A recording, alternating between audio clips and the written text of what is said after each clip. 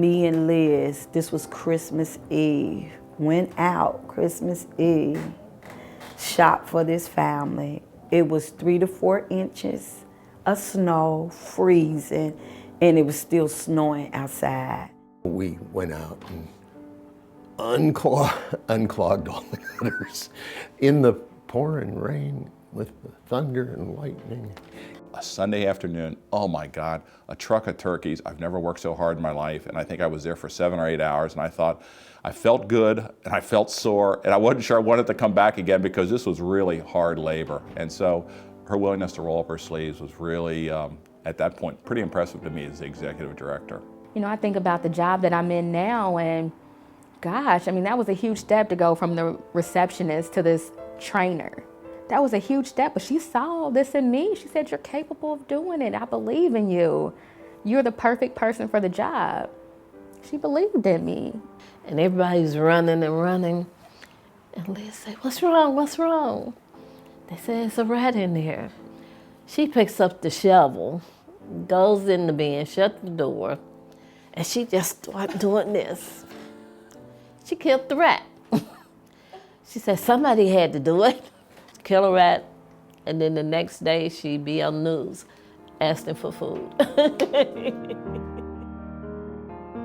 Liz's legacy might be her providing us all with a love and a respect for the poor. That we not just serve them, but that we engage with them on a personal level. That we treat them as neighbors, not just as poor. Her ability to put people first is reflected in the things and the services that she's really spearheaded. When I first came down here, the building was atrocious, and now the building is a dignified place for people to come. She's always looking out for the ways that she can help bring dignity to the people that we serve. Oh, you're welcome. You're welcome. Have a good day. Just walking in this building, you could feel something peaceful in this atmosphere. You can feel love in this atmosphere. It shows the evidence of her leadership. It shows the evidence of the compassion and the heart that she has to serve the greater Cincinnati. Thank you. See you in a month. Yep. Okay. But you have to understand who Liz is, and I think that God works through Liz, because I have been here for 9 years and watched how this organization has developed. It turned out to be wildly more successful than I ever imagined. But it's got all of these nutrients also. What Liz built was an organization, and she took it from something that was a few kindred souls, you know, and turned it into an organization that's got a young, vibrant beat to it. And that's, in my mind, that'll be her legacy here. She's done so many big things, like really big things, you know, building the charitable pharmacy, growing our membership. But I think the thing that stands out to me most is just her love for the people. That's the legacy. No matter how big this place gets, our clients are at the heart of everything that we do. And she always made sure, I mean, she made it apparent that that's why we're here. Today, y'all want rock that's higher than me. Our mission is to foster hope for the poor, lonely, and forgotten. And I would say a major forgotten group in Cincinnati is homeless and at-risk families. We have to understand where they're coming from. We have to put ourselves in their shoes. What if I was living in my car? What if I had a job interview and I was homeless? What would I do? Liz Carter has been a real voice and champion for homeless and at-risk families. At St. Vincent de Paul, we help people before they enter into homelessness. It's been at the front of her mind, I think, all along. Realizing, too, that we get so many calls and drop-in requests from people who are homeless. I think the whole picture has haunted her.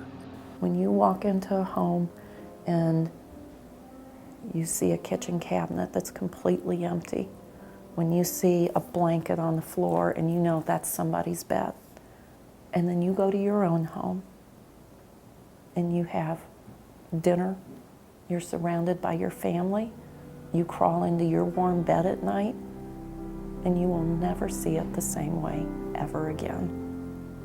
It's like St. Vincent de Paul opens your eyes to the blessings that you have in your life.